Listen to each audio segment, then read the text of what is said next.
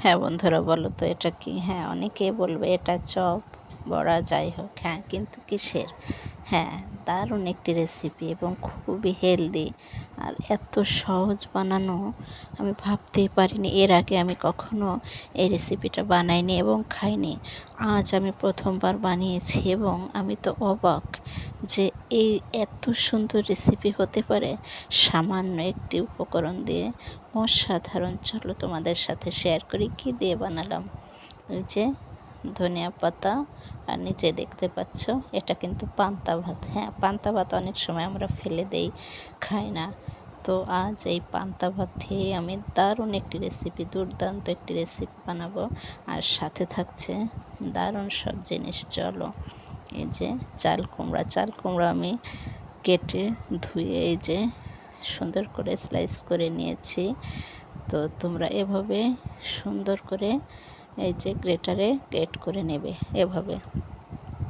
এই চাল কুমড়ো খুবই স্বাস্থ্যকর একটি সবজি।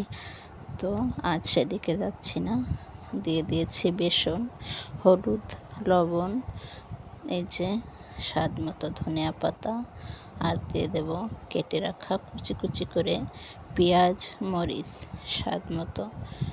তো আর দিয়ে দেব এই পান্তা ভাত।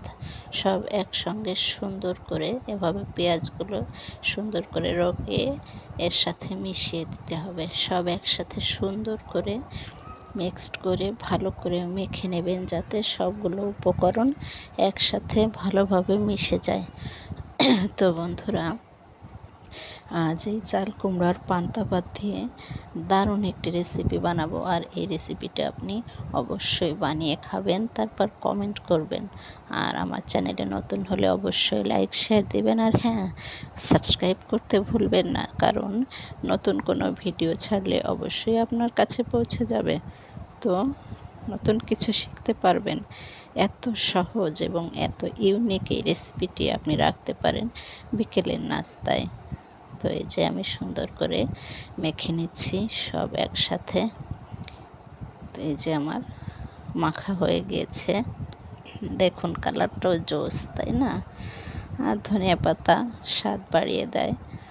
তো এই যে সুন্দরভাবে মেখে নিয়েছি। এখন ফ্রাই প্যানে আমি তেল গরম করে নিয়েছি, তারপর এইভাবে শেপ করে সুন্দরভাবে গোল করে করে আমি এই যে বড়াগুলো বা চপ যাই বলেন, এভাবে বানাতে আমরা সবাই পারি, তাই না? তো কেমন হলো বলুন তো?